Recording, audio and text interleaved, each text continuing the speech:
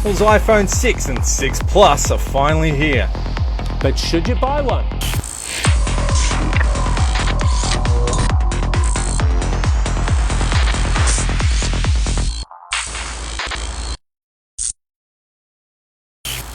Welcome to Vertical Hold, the tech show where we channel surf through the headlines in search of the big picture. I'm Adam Turner, and I'm here with a man who's only available in one size, Alex Kidman. Alex, what's new in tech? Samsung's announced the pricing for its upcoming range of Galaxy Note handsets, as well as the Gear VR headset that works with the Galaxy Note 4. The baseline Galaxy Note 4 will cost you $949 when it goes on sale towards the end of October, while the snazzier Galaxy Note Edge will cost $1,249 in early November. The Gear VR headset, meanwhile, will cost you an additional $249. There's also movement from the Microsoft camp, with Nokia announcing the new mid-range Lumia 735. It also sports a 4.7-inch screen, plus there's a 5-megapixel front camera for selfies and wireless charging for sitting on the bedside table. Vodafone's announced new mobile deals, with the primary new hook being free international calls to 10 countries if you recharge $50 or more at a time. There's also increased data caps and bonus data if you choose to recharge online. It'll be interesting to see, with the growth of prepaid and Australians buying mobiles outright, if Telstra and Optus follow suit. Both Telstra and Optus are expanding their LTE advanced networks, offering up to 150 megabit per second download speeds to compatible devices such as the iPhone 6. Both telcos are also extending their 700 MHz coverage, which offers wider regional coverage as well as better indoor reception. The iPhone 6 and 6 Plus are here. We've both had a bit of time to play with the 6, and I've had a bit of time to play with the 6 Plus. So, what do we reckon? What are the good bits for the 6 and 6 Plus? Well, I think the screen is really one of the good bits. I mean, obviously the size, but it's the screen that makes the difference. I thought the screen on the iPhone 5 was impressive, I really did. I put the 6 next to it. It's brighter, it's got better viewing angles, the color accuracy is maybe improved a little bit, and you're suddenly looking at the screen on the iPhone 5 going, how did I think this was so good? It really is one of the best smartphone screens around, and I think that is part of the thing that will take your breath away when you first pick up this phone. Obviously, there's also it's definitely a premium screen across both devices. In fact, having played a bit with the 6 Plus, the 6 Plus screen is even more striking, and I mean that's especially apparent when you use material that takes advantage of all that extra screen real estate.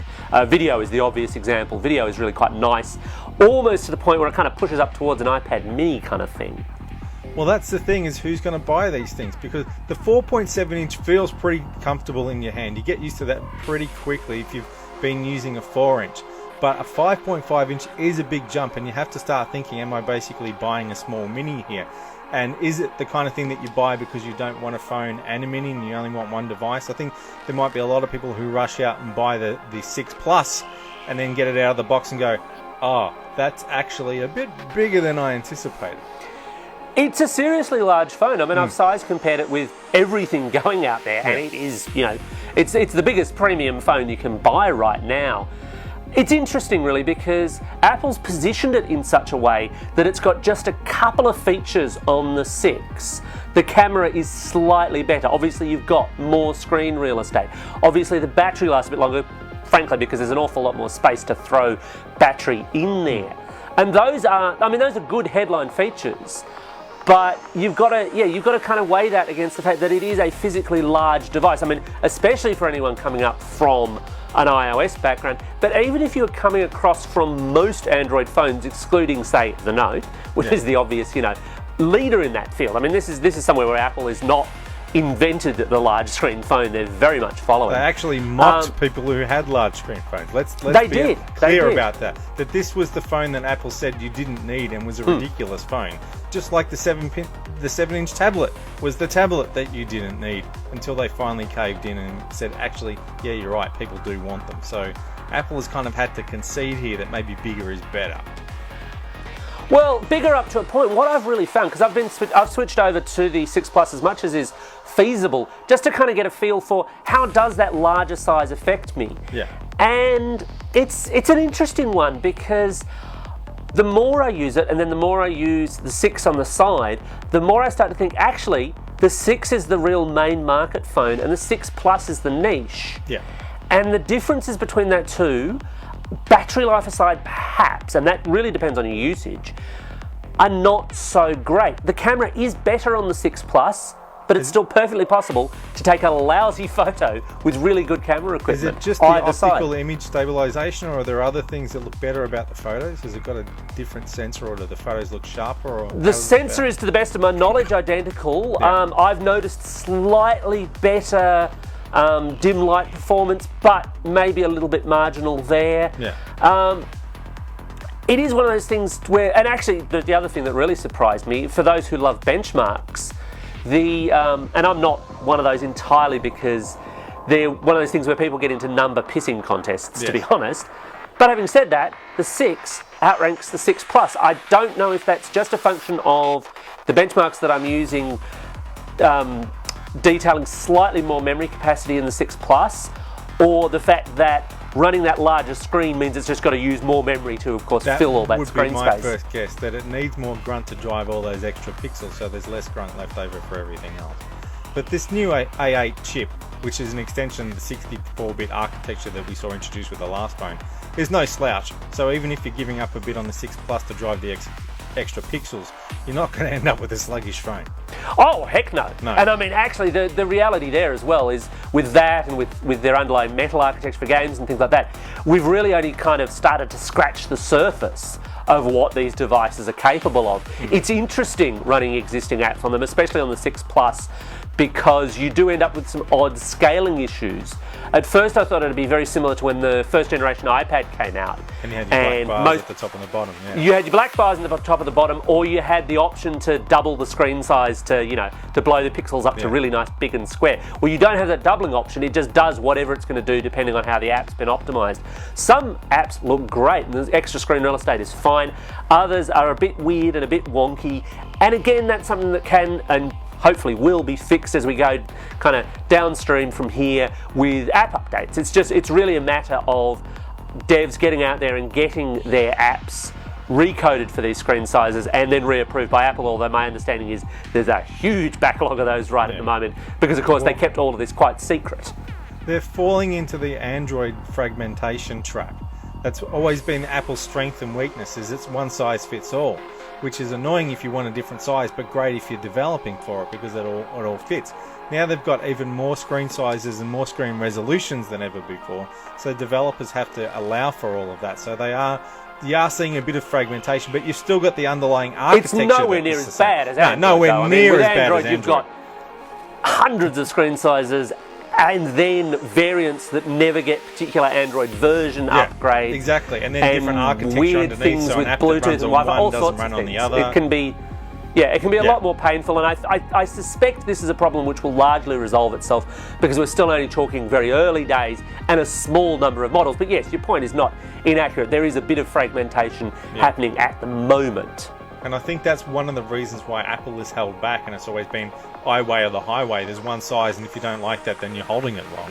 Is because they knew it kept things simpler by keeping it a one-size-fits-all ecosystem, and they've been forced out of that in the last couple of years because the competition has come up with form factors that actually work for people and people like, and they'd say, yeah, right, I think we will concede that maybe there is room for a 7-inch tablet or a 5-inch phone. Yeah, absolutely. So, the killer question, of course, is would you buy one? And if you bought one, which one? I'd buy the 6 tomorrow. The only reason why I haven't bought the 6 already is because I'm still on my contract. And I even rang up Telstra to find out how much I've got left on my contract. I would definitely buy the 6. I don't think I would go the 6 Plus.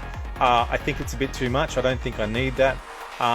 My partner is weighing up on whether she wants to go with the 6 or the 6 Plus because she doesn't have an iPad of her own. She's the only person in the house really who has to borrow someone else's iPad. So she's weighing up whether having a 6 Plus negates the need to have her own iPad because she's now got something that sits in the middle. But then does it pass the pocket test? Does it pass the purse test? Does it pass the how often do I need 2 hands to use it test?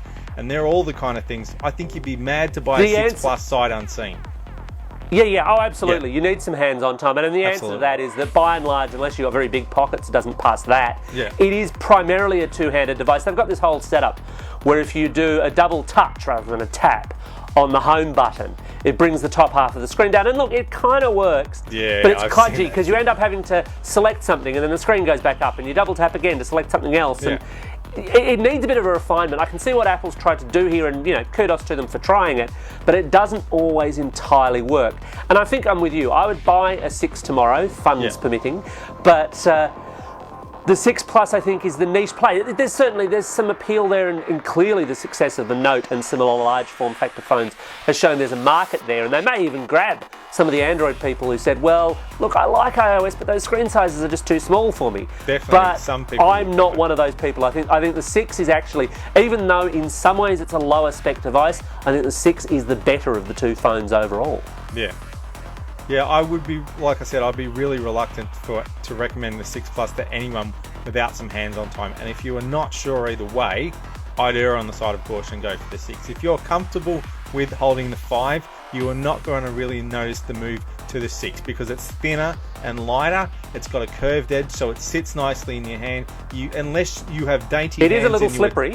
A little bit. But a unless you have case dainty would still be a hands, good idea. Yeah. Unless you have dainty hands and you're already fumbling a little bit with the iPhone 5, you're not going to pick up the iPhone 6 and say, it's a monster, I can't hold this thing. They have made a few little concessions, like they've moved the power button from the top to the side, exactly where it is on the Android phones, because it's easier to reach than to reach the top. But you pick up the 6 and the strengths of it, the screen, the size, everything will outweigh the fact that it's now 8.4 millimeters wider. Going from the 5 to the 6 Plus is a much bigger jump. And as you say, some people might come back because they've gone to Android because they just can't live with a 4-inch screen. Those people might be tempted to come back to iOS, but I definitely wouldn't go that large. But it's the kind of thing that grows on you as well. The other advantage you've got at the moment, of course, is that Apple's in a kind of somewhat sitting pretty position. They've sold an awful lot of iPhones in their initial period. From my experience of looking at the Sydney launch queue, about half of them appeared to be heading immediately overseas for resale in markets they haven't launched in, but that means there's a bit of a shortage of them. That means that if you are considering it, you've actually got a slight advantage if you can find an Apple store or a telco that's got one. Go in, have a bit of a play with it, because the reality is you're not going to get hold of one particularly quickly. You can take your time and think about it. Yeah. And especially actually with the large screen. The Note 4 is, of course, due for imminent release, and that's another option that you've got. The iPhone still remains an option in the vast sea of smartphones that are out there. Android, Windows Phone 8. There are even new Blackberries coming. It's an interesting time for smartphones generally, and Apple, I think, has launched a really nice premium design here, undeniably at a premium price. Oh, yeah. But they shouldn't be your only consideration. They should be a choice amongst many. Yeah. I've noticed in the past playing with the Note 3, which I think is about 5.5 inches, so roughly the same size as the 6 Plus, that it does grow on you. You take it out of the box and think, oh my God, what have I done? But after a day or two, it does grow on you. So while I would definitely say don't buy the 6 Plus So it becomes unseen, a 6-inch phone or a 7-inch phone. It just expands. Well, yes. But while I would definitely say don't buy the 6 Plus sight unseen, don't think that it can't grow on you. If you spent time with it, you might eventually concede that, yes, I can't go back. I've done the same with the Note myself, and you can totally acclimatise to that size and form factor, but I am a noted fan of smaller, more powerful phones. My one big regret, and hopefully Apple might even pick up on this, is that in fact there aren't 3 models this year. I would totally still go an iPhone 6S, the 5S with the 6 internals. Oh, no, but maybe that's just I'd me. definitely go up to the 6. That extra, almost the extra inch definitely makes a difference, I reckon. And that about wraps it up for another episode of Vertical Hold'em. I think I'm off to the shops to get in the queue for the iPhone 7. Oh, can you grab me one while you're there, mate? Yeah, sure.